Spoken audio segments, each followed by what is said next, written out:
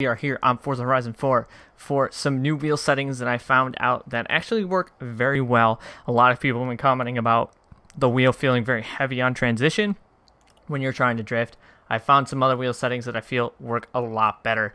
But what we're going to do is we're going to actually tune up this FD RX-7 that we got because, well, there's a new body kit on this car that I didn't know existed. We have the original wide body, and then we have Mad Mike Wadet's wide body for this amazing car. So we are going to throw that on, and then we are going to get into tuning this car. I feel like we are probably going to turbo this car, unless it's already twinned. I'm not sure what power adders are on this right now.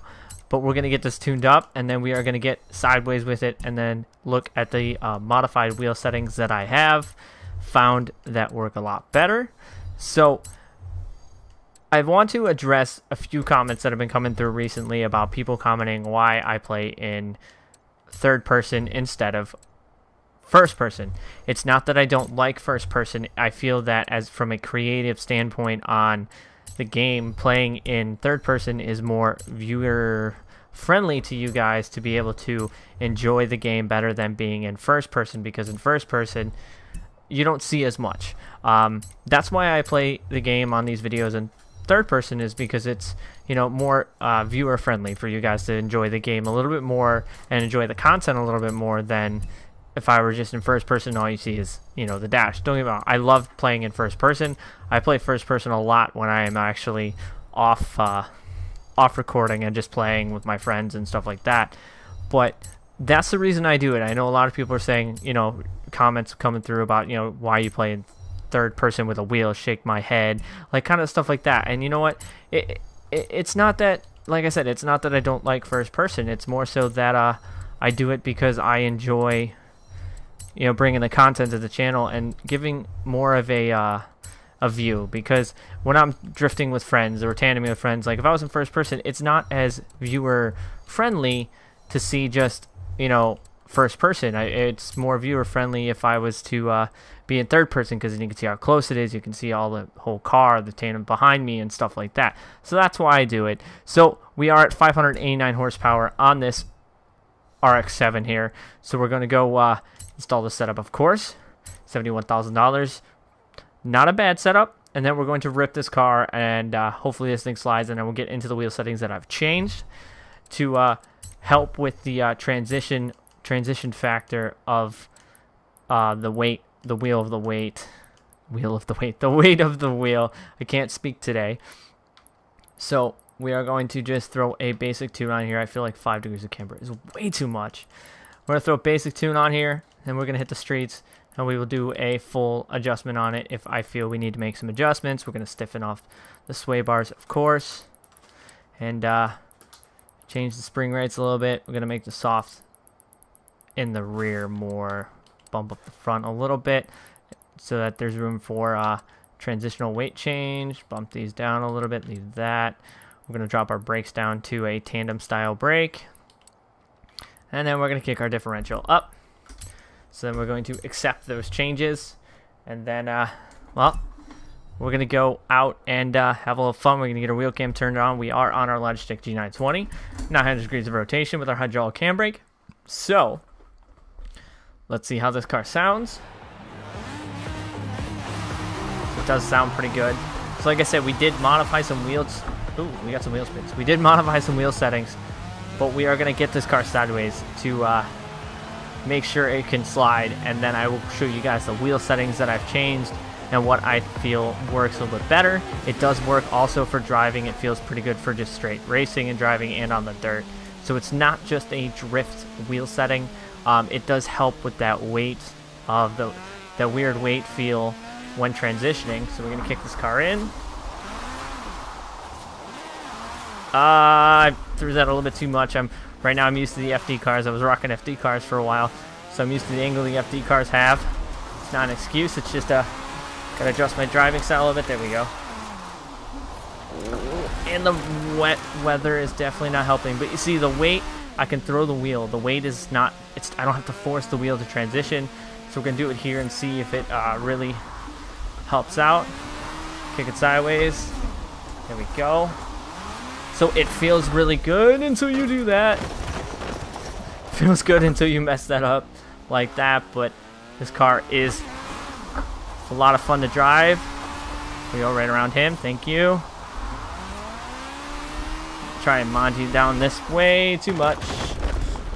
So glad those rocks give away, but like I said, we're gonna have to make some quick changes to this car setup. But see, I was able to throw the wheel and it didn't get heavy on me, and now I'll be able to transition it back and the wheel's not heavy, which is nice because before the wheel felt very heavy, and now I can manji back and forth like this and the wheel doesn't feel heavy at all. So that's why I was just manjing down that straight. So the wheel doesn't feel heavy at all with that. So like I said, let's take a look at those settings real quick, what I've changed. I gotta switch my wires real quick.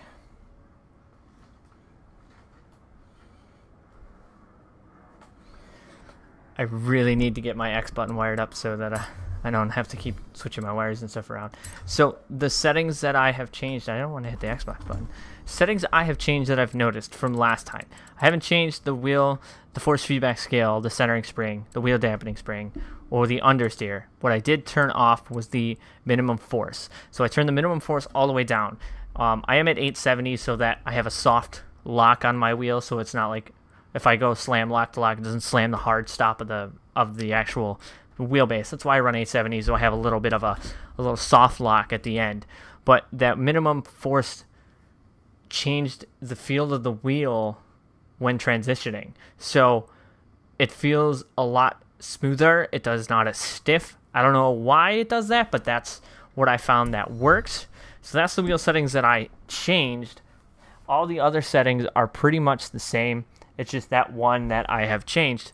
So we're going to go back into the game, get sideways a little more in this FD, and see what fun we can have with this car.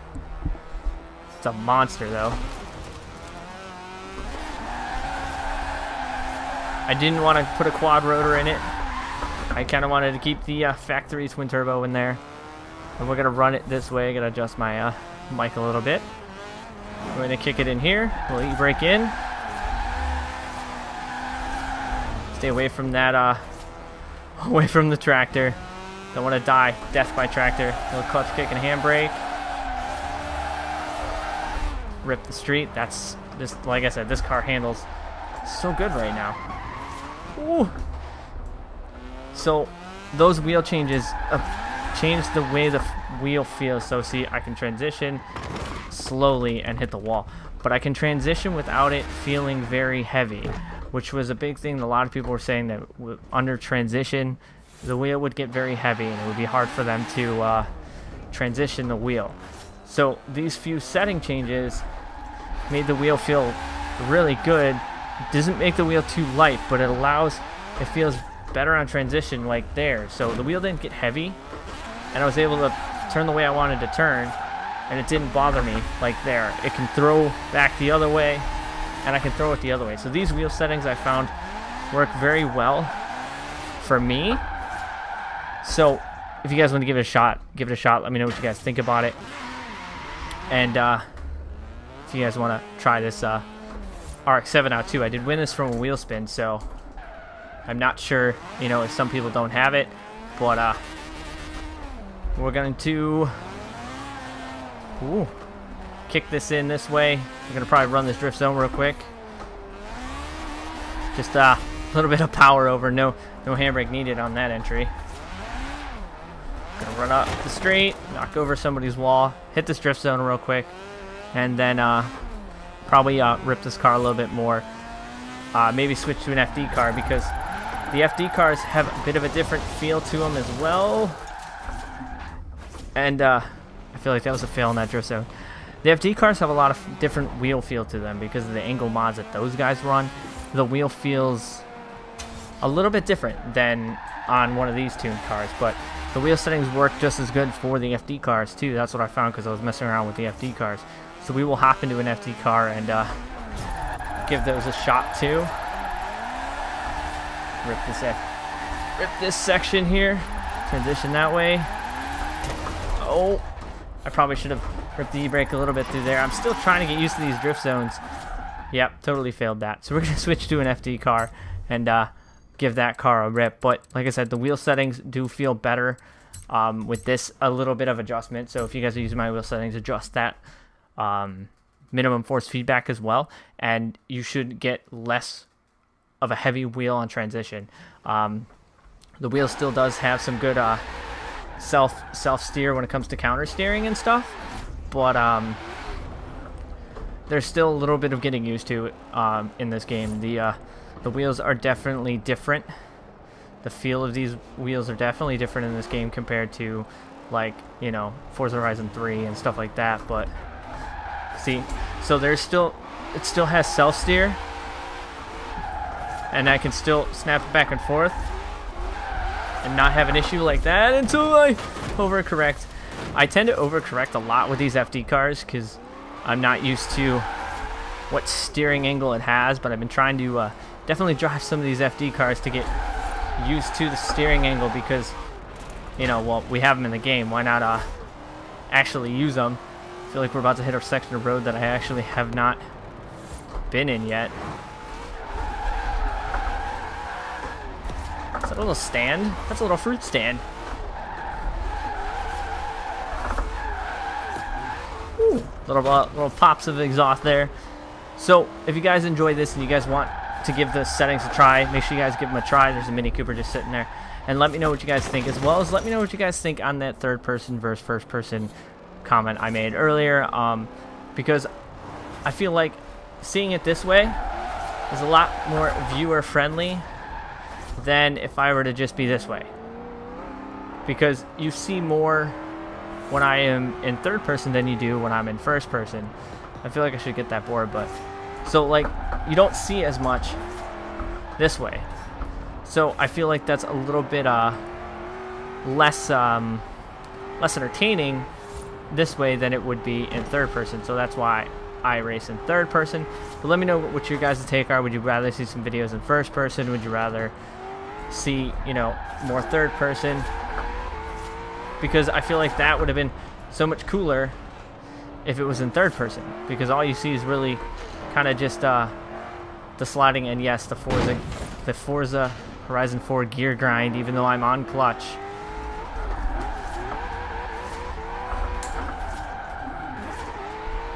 So it's like I said, it's not that I don't like first person, I just do it for viewing. So let me know what you guys think down in the comment section down below. I hope you guys enjoyed this little video about the wheel settings that I have changed, and I hope the wheel setting changes help you guys out, because that car did not help the front end of my car out. So until next time, guys, you know you can follow me on Facebook, Twitch, Twitter, and Instagram, all of which are found in the description box below. And as always, thank you guys for watching. So until next time, I'm your Abbott, and I will see you guys next time.